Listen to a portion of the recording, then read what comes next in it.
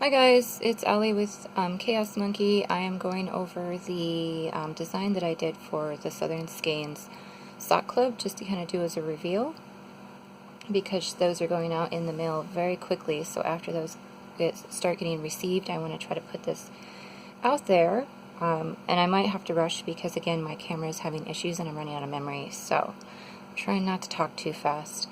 So this is the pattern. I don't know if you can't really see it against the white background, but there you go. And it is a crocheted crescent shaped shawl. It's a pretty good size shawl, and it's done in 2 colors with a flower border. So it has like a spring Easter theme with this is kind of like the leaves going up to the flower. And this piece is worked side to side this way, and then you put an edge on and then do the lace back and forth. And so, pretty good size shawl. I will show pictures of it on the mannequin so you can actually see it as it's worn. And it does have the little tippy tip points here. It's not super pointy, but that's based because of the construction, so when you block it out you can make it a little bit more pointy. But it's just kind of the nature of how it had to be constructed. This is all double crochet, and then of course this is like just a chain 1. Double crochet chain 1 situation, and then the lace border. And I did include as detailed directions as I could in the pattern, plus I put pictures, plus I have 6 videos to go over each section. So I kind of put together the best video I could to kind of go over how to do your increases, the mesh section, the decreases up, and then each row of the lace section, and then the picot border here on the end. So this section right here. So I tried to do every section to make it as easy as possible because I couldn't put a chart in. I mean, some people don't like charts, but I do like to put a chart in, especially for crochet, because you can see the construction a little easier, but I couldn't find a way to put a chart in at this particular time. I'm using a chart software, but there's a big learning curve. I don't quite have it down yet. And so I couldn't put a chart in, and I couldn't handwrite one because it just got really messy. So I tried to make sure there was lots of video. And then here's in a different color. So this one's actually done in Knit Picks. I don't remember the colorways. Some yarn I already had in stash, and you can see what it looks like in a different colorway. And then I also have a sample in the actual colorway that Jenna dyed. So these are not in the monthly colorways. Those are kind of a surprise. So I'm not going to release this video until after people start receiving the colors, so they can, at that point, there's no spoilers. So I'm just showing you the previous 2. Sorry, it's a little dark in here. The previous 2 colorways when I had to do samples to test the pattern. So there's this one, there's this one. This one was actually a knit crate yarn that I received, and then this was just some yarn from stash. I actually think this was yarn I dyed. Actually my own hand dyed. But a lot of this was kind of caked up without any labels left. And then for the reveal, to show you what we did for Jenna's, is here.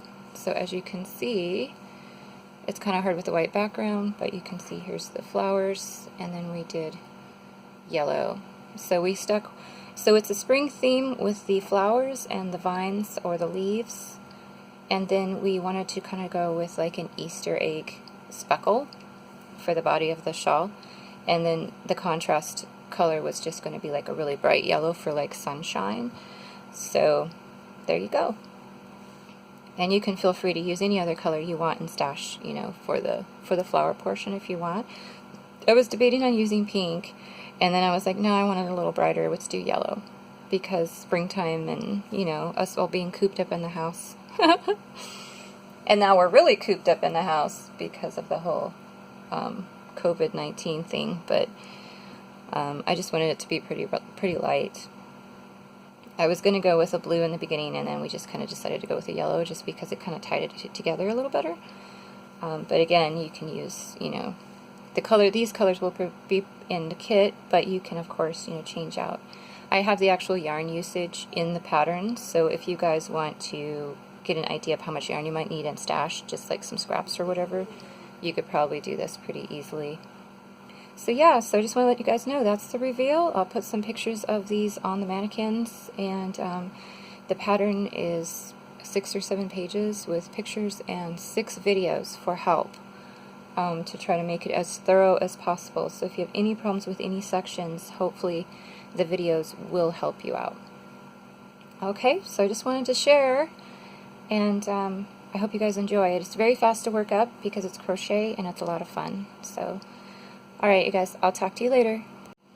Okay guys, I wanted to add this on to the end of the video because then I realized I'd never done a reveal video for the pattern I did for Southern Skeins for October of last year. And that was for the Eventide fingerless mitts, and they're actually kind of convertible fingerless, but I just said fingerless because it's easier to write in a pattern than have it, you know, 4, 5 words long.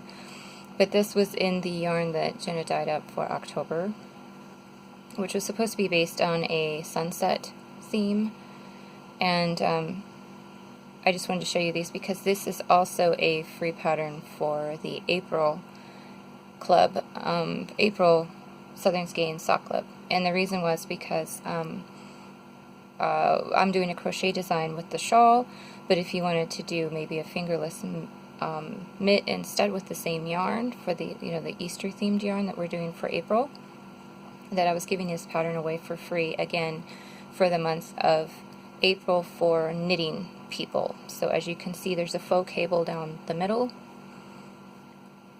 and then contrast color for the cuff and the top of the thumb. And as you can see, it's a fingerless mitt or fingerless convertible, so you can wear it up here like this or fold it down for whatever you need.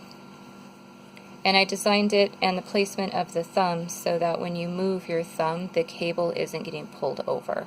So the thumb placement is maybe a little different than what you're used to, but that's just because as you wear it and you're moving your thumb, you see how this isn't scooting over. If you put the thumb directly on the side, as you move your thumb, you'll pull cable down like that. So I just position the thumb more for under the hand where your thumb normally sits on your hand.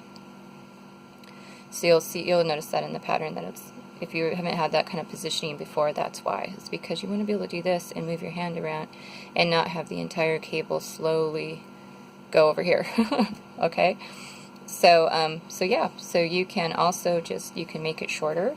You can end it here with just some ribbing if you want. You can continue to make the foldable part. If you don't like ribbing, you can always stop here. So I put some options in there.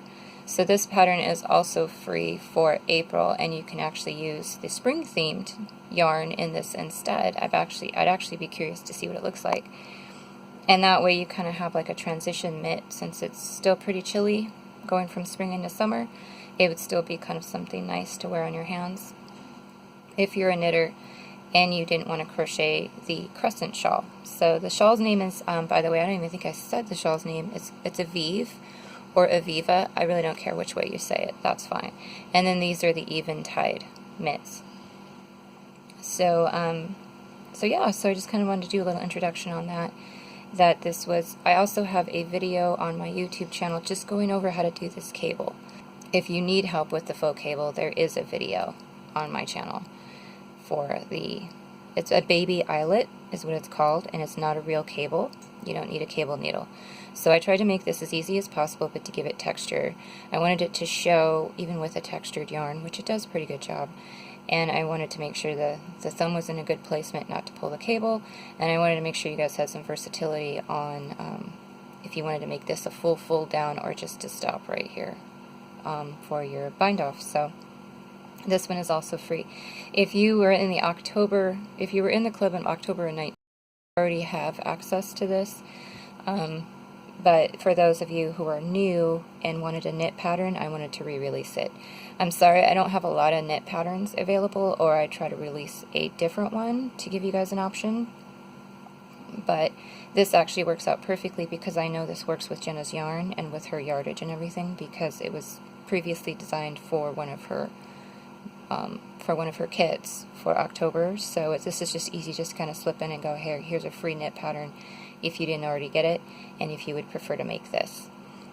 So that's when, if Jenna says that I'm providing both patterns, that's why. We're just re-releasing the October version for the knit, and the pattern for the April is a brand new pattern in crochet. Okay, so I just wanted to kind of pop that into the end of this video because I never did do a release video for the Eventide mitts. I don't remember what was going on. I was going to do a release, and then I think I ended up getting sick or something, and I didn't end up filming it. So I just wanted to show you what it looks like. I've got, basically it's one size because it's such a stretchy negative ease thing, but I also kind of tell you that you can definitely make larger sizes by just going up a needle size without having to change the stitch count, because I also wanted to make that as easy as possible. So I made this on a smaller needle, it fits my hands, but then I went up and did a set in a 1, and it ended up a size bigger. And I actually ended up selling those. So anyway, all of that's in the pattern, so I'm not going to ramble about that too much, because you know me, I'll keep talking. So yeah, so I just want to let you know, this is the mitt pattern, the optional knit pattern if you don't want to do the crocheted version, if you didn't already get this pattern in the October kit for last year. Okay, so yeah, and I'm actually pretty curious how this would look in the Easter colors. So if anybody makes the Eventide mitts in the Easter colors for April, I think that would look pretty awesome as well. And just like tag me or something so I can see them. Alright you guys, I will talk to you later. Bye.